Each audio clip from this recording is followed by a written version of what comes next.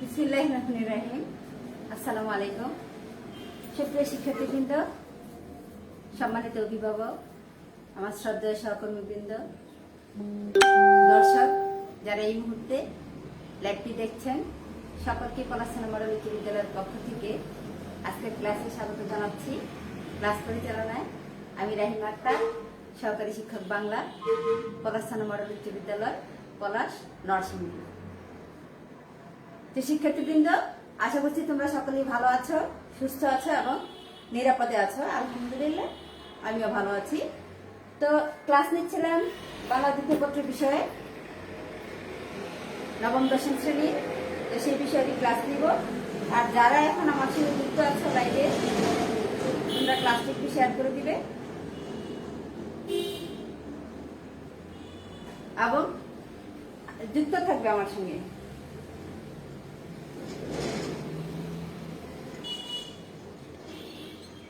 তোমাদের নিশ্চয়ই মনে আছে গত ক্লাসে আমরা কি করেছিলাম?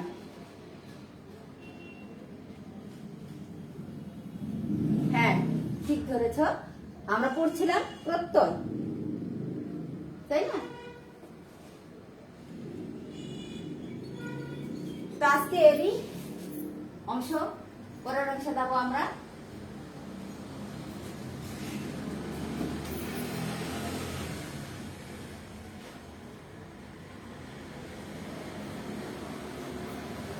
প্রত্যেক অংশ পড়ছিলাম, প্রত্যেককে বিভিন্ন ভাগে ভাগ করা হয়েছে। আর আজকে আমরা যেটা নিব সেটা হচ্ছে তদ্ধিত প্রত্যয়। আমরা কৃত প্রত্যয় নিয়ে আলোচনা করেছিলাম। প্রত্যেককে দুই ভাগে ভাগ করা হয়েছে, হলো দুই ভাগে এক ভাগ, মানে কৃত প্রত্যয়ে বাংলা এবং সংস্কৃত এই দুইটারই ক্লাস হয়েছে। প্রকৃতি প্রত্যয় সবকিছুকে আমরা আলোচনা করেছিলাম। তো আজকে আমরা পড়বো তদ্ধিত প্রত্যয়। তদ্ধিত প্রত্যয় কি?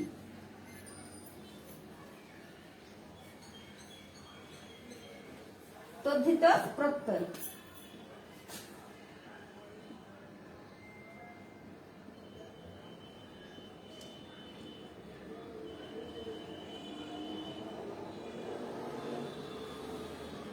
লাজু, লাজু, লাজু, তারপরে বর্জ আই সমান সমান বড়াই, তারপরে ঘর যোগ আমি সমান সমান কি হবে? ঘরামি। তো আমরা একটু বিশ্লেষণ করি শব্দগুলো। দেখো, এখানে লাজ শব্দের সঙ্গে উ যুক্ত হয়ে হয়েছে লাজু। তেমনি বড় শব্দের সঙ্গে কি আই যুক্ত হয়ে হয়েছে বড়াই। ঘর শব্দের সঙ্গে আমি যুক্ত হয়ে হয়েছে ঘরামি। তাহলে এই উদাহরণগুলো দেখলে, বিশ্লেষণ করলে আমরা এইটুকু বুঝতে পারি যে শব্দের সঙ্গে যেটা যুক্ত হয়েছে এটা কি? প্রত্যয়। আর এটা হচ্ছে প্রত্যয়ান্ত শব্দ। কোন প্রত্যয়ান্ত হবে? তদ্ধিত প্রত্যয়ান্ত। তদ্ধিত প্রত্যয়ান্ত শব্দ। লাজু, লাজ যুগ উ, লাজু, বড় যুগ আই, বড়াই, এগুলো কি শব্দের সঙ্গে এই প্রত্যয়গুলো যুক্ত হয়েছে, এগুলি হচ্ছে প্রত্যয়। আর এই প্রত্যয়গুলোর নামই হচ্ছে তদ্ধিত প্রত্যয়।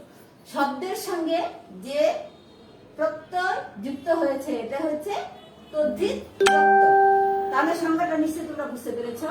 শব্দের সঙ্গে যে বর্ণ বা বর্ণ সমষ্টি যুক্ত হয় সেটা হচ্ছে প্রত্যয়।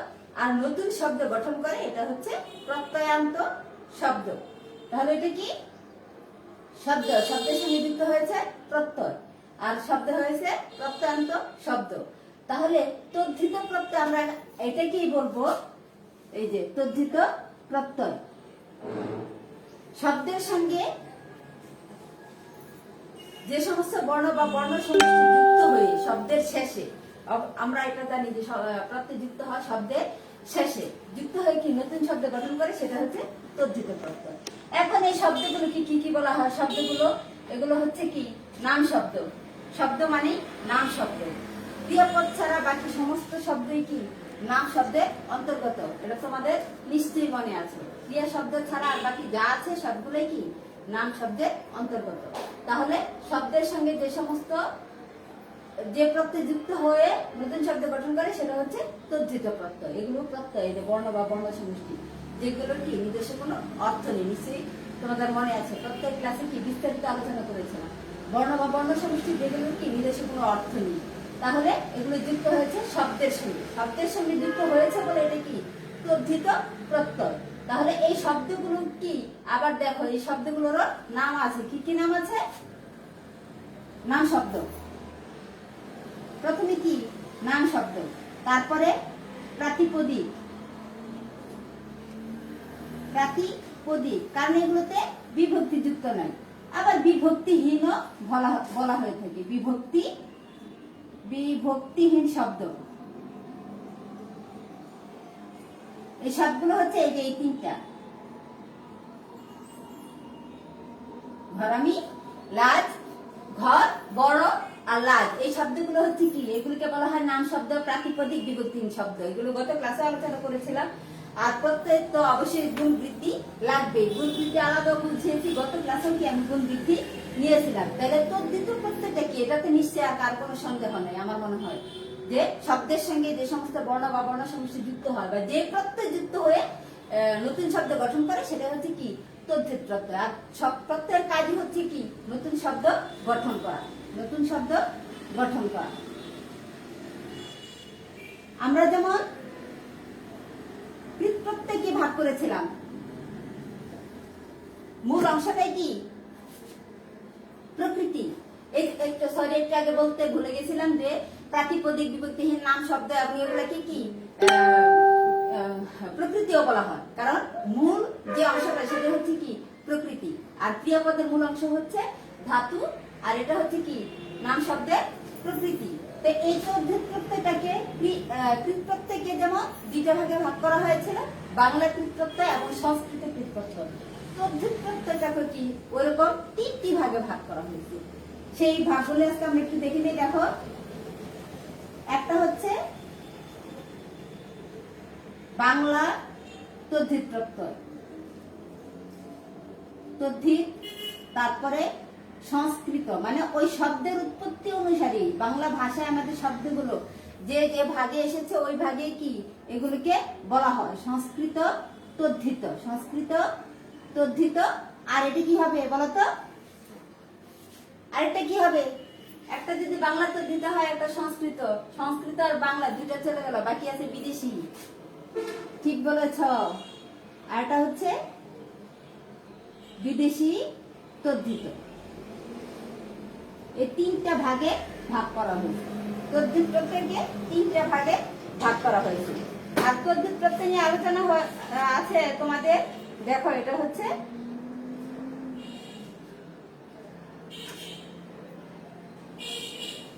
তদ্ধিত প্রত্যয়টা আছে তোমাদের দশম পরিচ্ছদে, তৃতীয় অধ্যায় দশম পরিচ্ছদে 88, 89, 90 পৃষ্ঠায়।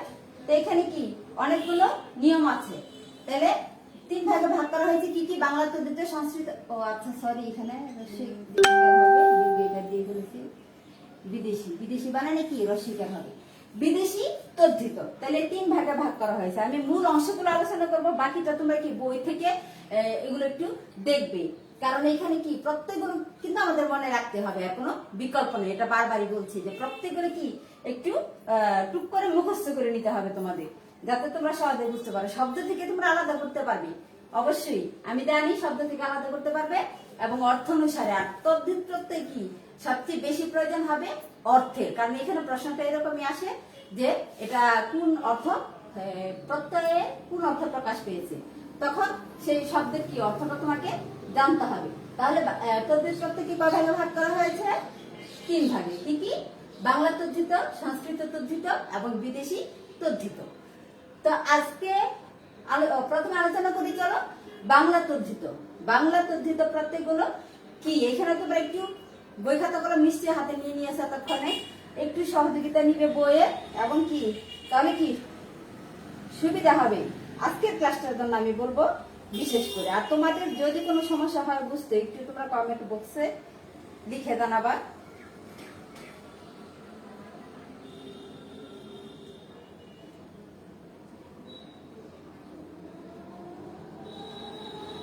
আজকে আমি আলোচনা করব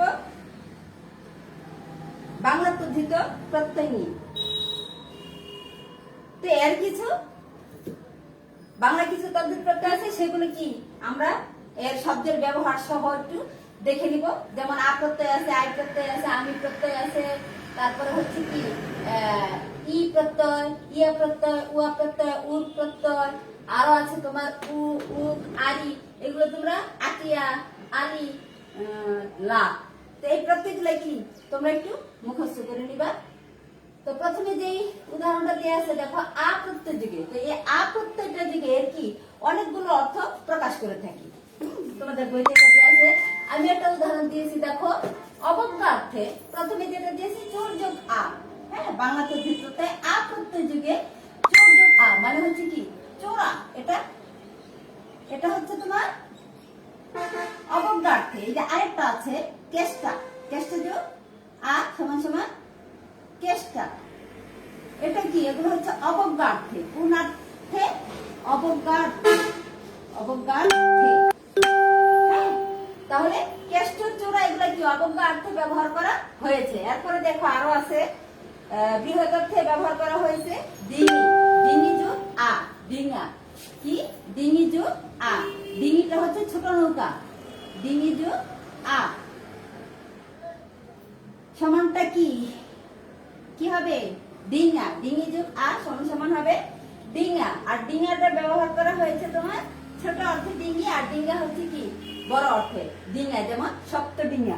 তারপরে আরো আছে দেখো, সদৃশ অর্থে ব্যবহার করা হয়েছে বাঘ যোগ আ, বাঘা, হাত যোগ আ, হাতা, হাতটা হাতার মতো, মানে সদৃশ শব্দের অর্থে কি মতো। আরো আছে দেখো তোমার সমষ্টি অর্থ কি আ প্রত্যয় হয়ে থাকে, যেমন 20 যোগ আ, বিশা, 22 যোগ আ, বাইশা, বাইশা শ্রাবণ, বাইশা বৈশাখ, এরকম, বা বাইশা থেকে বাইশে, তাহলে কি সমষ্টি অর্থ হয়ে থাকে। এরপরে দেখো তোমার স্বার্থে ব্যবহার করা হয়ে থাকে জট যোগ আ, জটা। আবার ক্রিয়াবাচক বিশেষণ কি হয়ে থাকে, ক্রিয়াবাচক বিশেষণ আ প্রত্যয় হয়ে থাকে, যেমন হাজি, এটা ক্রিয়া তাই না, হাজি যোগ আ সমান সমান কি হয়েছে হাজিরা। এটা কি ক্রিয়াবাচক, ক্রিয়াবাচক বিশেষণ। এটা আ প্রত্যয়, এটা প্রথম নিয়মটা আ প্রত্যয়, ক্রিয়াবাচক বিশেষ গঠন করা হয়েছে, এটা ক্রিয়াবাচক বিশেষ। তারপরে দেখো জাত ও আগত অর্থ কি আ প্রত্যয় হয়, জাত ও আগত অর্থ কি হয়ে থাকে। তাহলে এই হচ্ছে তোমরা অবশ্যই কি তদ্ধিত প্রত্যয় অর্থটা তোমাদের অবশ্যই অবশ্যই অবশ্যই কি ব্যবহারটা জানতে হবে। এখানে আমি কয়টা বললাম যে অবজ্ঞার্থ করা হয়েছে, তারপরে বৃহদার্থে, তারপরে ক্রিয়াবাচক বিশেষে, এইভাবে কি আ প্রত্যয় হয়ে থাকে, আ প্রত্যয় হয়ে থাকে। পরের উদাহরণে যাই আমরা, দেখো আই প্রত্যয়। আই প্রত্যয় শব্দের শেষে যেহেতু তদ্ধিত প্রত্যয়টা কিন্তু সংস্কৃত থেকে অনেকটাই সহজ, কারণ এই শব্দগুলো কি আমাদের ব্যবহৃত এবং এগুলোর সঙ্গে কি আমরা বেশি পরিচিত। সংস্কৃতটা যেমন ব্যবহার তেমন হচ্ছে না এখন, এই জন্য তোমাদের কাছে কি একটু অপরিচিত, ওটার ধাতুটা বের করাটা কি একটু কঠিন হয়ে যায়। কিন্তু এখানে কি প্রকৃতিটা বের করা তোমাদের সহজ, মানে শব্দের সঙ্গে যুক্ত হয়। শব্দ তো আমাদের শব্দগুলো কি আমাদের পরিচিতই থাকে, এটা নাকি এটা একটু সহজ মনে হয়। তারপরে দেখো আই প্রত্যয় যুগে, আই প্রত্যয় কি এরকম অনেকগুলো অর্থ আছে। একটা আমি এখানে দিয়েছি দেখো, নিম যোগ আই, নিমাই। নিমাইটা কি আদর অর্থে, নিমাইটা কি অর্থে ব্যবহার করা হয়েছে আদর অর্থে। এরকম আরো হয়, যেমন কানু যোগ আই, কানাই, এটাও কি আদর অর্থে হয়ে থাকে। নিমাই, কানাই, কানু যোগ আই। আবার ভাববাচক বিশেষ্য গঠনে একটু আগে আমরা উদাহরণ দিয়েছিলাম বড়াই, একটু আগে উদাহরণ দিয়েছিলাম বড় যোগ আই সমান সমান বড়াই। এটা কি ভাববাচক বিশেষ্য অর্থে ব্যবহার করা হয়েছে। কানাই, নিমাই, কানাই, নিমাই, এগুলো হচ্ছে তোমার আদর অর্থে। এটা হচ্ছে বড় যোগ আই, বড়াই, এটা হচ্ছে ভাববাচক বিশেষ্য গঠনে। তারপরে আরো আছে স্ত্রী পুরুষবাচক, মানে বিপরীত অর্থ কি ব্যবহার করা হয়ে থাকে আই প্রত্যয়, বিপরীতার্থ কি আই প্রত্যয় হয়ে থাকে। যেমন বন যোগ আই সমান সমান বোনাই। বোনের হাজবেন্ড, বোনের স্বামীকে বোনাই বলা হয়। এরকম ননদ যোগ আই কি হবে নন্দাই সমান সমান নন্দাই। এগুলা কি স্ত্রী পুরুষ মানে বিপরীতটা করতে কি এরকম ব্যবহার করা হয়ে থাকে। স্ত্রীকে পুরুষ বোঝানোর জন্য কি বিপরীত রূপ করার জন্য আই প্রত্যয় হয়ে থাকে। যেমন বোন যোগ আই বোনাই, ননদ যোগ আই নন্দাই। আবার হচ্ছে কি ভাববাচক বড় যোগ আই বড়াই, ভাববাচক অর্থে হয়ে থাকে। তো এরকম তারপরে আবার দেখো আছে বিশেষণ গঠনও হয়ে থাকে। বিশেষণ গঠনে যেমন চোর যোগ আই চোরাই, মোগল যোগ আই মোগলাই। মোগলাইটা হচ্ছে পরোটা। তাহলে দুইটা আলোচনা করলাম আমরা, একটা হচ্ছে আ প্রত্যয় আর একটা হচ্ছে আই প্রত্যয়। নিশ্চয়ই তোমাদের কাছে সহজ মনে হচ্ছে, তাই না? তাহলে আমরা যাই পরেরটাতে, মানে 3 নাম্বার। 3 নাম্বারটাতে আমাদের কি আছে দেখো আমি। 3 নাম্বার তদ্ধিত প্রত্যয়টা হচ্ছে আমি। এটার আরো রূপ আছে, যেমন আম একটা দিয়েছি আমি, তারপরে আরো আছে তোমার আম আমো, এগুলো কি মি প্রত্যয়। আমি আমো আম মি এগুলো হচ্ছে প্রত্যয়। যেমন ঘর যোগ আমি ঘরামি, ঘর যোগ আমি ঘরামি, এটা কি ভাব অর্থে ব্যবহার করা হয়েছে। আরো আছে উদাহরণ দেখো পাগল যোগ আমি সমান কি হবে পাগলামি। তোমরা উত্তরগুলো কিন্তু একটু লিখতে পারো, যারা যুক্ত আছো তারা কি উত্তরগুলো লিখতে পারো যে পাগল যোগ আমি সমান কি হয়েছে পাগলামি। তাহলে এগুলো কি অর্থে ব্যবহার করা হয়েছে তোমার ভাব অর্থে। আবার এরকম আরো আছে চুরামি বাদরামি, তারপরে ফাদরামো ফাদরামো। যেটা বলেছিলাম আমিটা কি আমো হয়ে থাকে, আমিটাকে আমো ব্যবহার করা হয়ে থাকে। ফাদি যোগ আমো, এই দেখ আমি আমো মি সমান সমান হয়েছে কি কি হবে এটা বলো তো ফাদরামো। ফাদে যোগ আমো ফাদলামো। তো আমো অর্থ কি আমি মি আমো ইত্যাদি অর্থে কি আমি প্রত্যয়টা ব্যবহার করা হয়ে থাকে। আবার নিন্দা জ্ঞাপন অর্থ কি আমি প্রত্যয় ব্যবহার করা হয়ে থাকে। যেমন জ্যাঠা যোগ আমি জ্যাঠামি, ছেলে যোগ আমি ছেলেমি। তারপরে যাই আমরা রস্যই এবং দীর্ঘই প্রত্যয়। রস্যই এবং দীর্ঘই প্রত্যয় এটাও কি বিভিন্ন অর্থে প্রকাশ করা হয়ে থাকে। যেমন ওমেদার যোগ ই ওমেদারি, ওমেদার যোগ ই ওমেদারি, ওমেদার যোগ ই সমান সমান ওমেদারি। হ্যাঁ ওমেদার যোগ ই ওমেদারি। তারপর আছে তোমার দেখো বাহাদুর যোগ ই, বাহাদুর যোগ ই সমান সমান বাহাদুরি। এইভাবে কি আবার মালিক অর্থে যেমন জমিদারি, জমিদার যোগ ই তাহলে জমিদারি এটা হচ্ছে মালিক অর্থে। আবার জাত অর্থেও হয়ে থাকে, যেমন ভাগল ভাগলপুরি, মাদ্রাস মাদ্রাদি, রেশম রেশমি, সরকার সরকারি ইত্যাদি কি জাত অর্থেও হয়ে থাকে। এরপরেটা যে আমরা দেখো ইয়া থেকে এ প্রত্যয়, ইয়া থেকে এ প্রত্যয়। যেমন সেকাল যোগ এ সেকা হওয়ার কথা কি সেকালে, কিন্তু হয়েছে সেকে লে। সেকাল যোগ এ সমান সমান কি সেকে লে। ইয়া থেকে এ প্রত্যয়। তো এরকম সেকালটা বলতে আমরা কি বুঝি, এটা কি অর্থে সেকালে বলতে কি বোঝায় মানে তৎকালীন ওই সময় অর্থে। আবার এরকম আছে একাল একেলে বা একাল যোগ এ একালে, এই যে এ প্রত্যয় এটা একাল যোগ এ সমান সমান একেলে। একাল থেকে একেলে সেকেলে একেলে এগুলো কি তৎকালীন অর্থে ব্যবহার করা হয়ে থাকে। তো এরকম আরো আছে দেখো যে উপকরণ বোঝাতে পাথর পাথরিয়া পাথুরি, মাটি মেটে, তারপর বালি বেলে।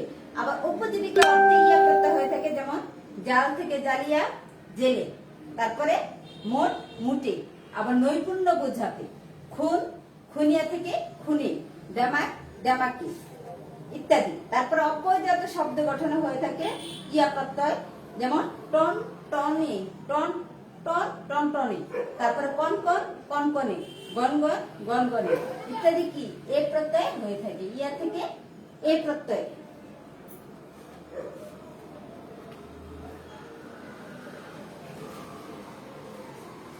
তারপরে দেখো উয়া প্রত্যয়। উয়া প্রত্যয়টা কি আবার উ হয়ে থাকে, উয়া প্রত্যয়টা উ হয়ে থাকে, যেমন জ্বর উয়া জ্বর, এই যে ও কি ওকার হয়েছে, উয়া প্রত্যয় উ হয়ে থাকে, জ্বর যোগ উয়া জ্বর। আরো উদাহরণ আছে তোমাদের বইতে, দেখো এটা বিভিন্ন অর্থে। জ্বরটা কি রোগগ্রস্ত অর্থে, জ্বরটা কি অর্থে ব্যবহার করা হয়, জ্বর রোগগ্রস্ত, জ্বর আছে এমন রোগগ্রস্ত অর্থে হয়ে থাকে উয়া থেকে ও প্রত্যয়, ও থেকে ও।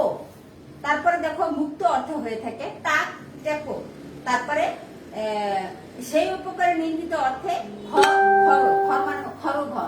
খর মানে হচ্ছে কি খড়কুটা, যেটা খরঘর। তারপরে জাত অর্থে ধান ধেনু, সংশ্লিষ্ট অর্থে মাঠ মেঠো গা গেয়। তারপর উপজীবিকা অর্থে আছে মাছ মেছো। বিশেষণ গঠন হয়ে থাকে দাঁত দেতু, ছাদ ছেদু কথা অর্থে। তারপরে আরো কিছু আরেকটা আছে, দেখো উর প্রত্যয়টা, উয়া প্রত্যয়টা বিভিন্ন অর্থে। এগুলো কি অর্থগুলো তোমরা একটু বই থেকে পড়বে, অনেকগুলো উদাহরণ তো সবগুলো কি লেখা সম্ভব নয় স্বল্প সময়ে স্বল্প জায়গায়। এরপর দেখি আমরা উর প্রত্যয়টা। উর প্রত্যয়টা কি অর্থহীন ভাবে হয়ে থাকে, যেমন লেজু উর লেজু লেজু, এটাকে আমরা কিভাবে করবো, লেজ যোগ উর মানে কি উর প্রত্যয়, এটা হচ্ছে উর প্রত্যয়, লেজুটা হচ্ছে কি উর প্রত্যয়, এটা অর্থহীন ভাবে হয়েছে। এই যে দেখো উর অর্থহীন ভাবে, লেজু উর লেজু, লেজু উর লেজু। 7 নম্বর এটা দিয়েছি। এরপরে দেখো আমাদের আরো কিছু প্রত্যয়, তদ্ধিত প্রত্যয়গুলো কি বিশেষণ গঠন করে থাকে। তদ্ধিত প্রত্যয় আরো কিছু আছে আমাদের, সেগুলো কি বিশেষণ গঠন করে থাকে। এখন আমি এগুলো নিয়ে একটু আলোচনা করি। দেখো এই প্রত্যয়গুলো হচ্ছে তোমার উ আরি, তারপরে আটিয়া, এটা টে, আটিয়া থেকে টে, তারপরে আলি আলো থেকে এল, এটা বিশেষ আর বিশেষণ দুইটাই গঠন হয়ে থাকে।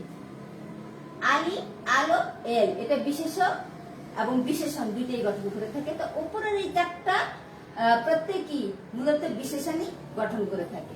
যেমন উ প্রত্যয় দিয়ে ঢাল, কি হয়েছে ঢালু, বিশেষণ মানে নিচু জমিকে ঢালু বলা হয়। তারপরে কল যোগ ও কলু, এগুলো হচ্ছে উ প্রত্যয়। তারপরে দেখো উ প্রত্যয়টা লাজু, উ প্রত্যয় লাজ যোগ উ সমান কি হবে, লাজ যোগ উ সমান লাজু, উ প্রত্যয়। আবার এরকম হবে মিশ মিশ যোগ উ, তারপর হবে মিথ্যা যোগ উ, সবগুলো কি একই। এগুলো হচ্ছে তোমার উ প্রত্যয় যুগে, উ প্রত্যয় যুগে মিশু, এটা কি হবে বলো তোমরা একটু, মিথ্যুক, মিথ্যা যোগ ও মিথ্যুক, এগুলো হচ্ছে উ প্রত্যয়। তদ্ধিত প্রত্যয়টা আমি বলেছি এটা মোটামুটি সহজই, যেহেতু শব্দ থেকে বের করতে হয়। তারপরে দেখো আরি, এটাও বিভিন্ন রকম বানান, আরি রসইকার, আরি দীর্ঘইকার। কি হচ্ছে ভিখারি শাখারি, ভিখারি শাখারি। আরি প্রত্যয় দিয়ে দেখো উদাহরণগুলো একটু। আরি প্রত্যয় ভিখারি, ভিক যোগ আরি, ভিখারি। তারপরে এটা কি হবে? শাখা যোগ আরি সমান সমান শাখারি।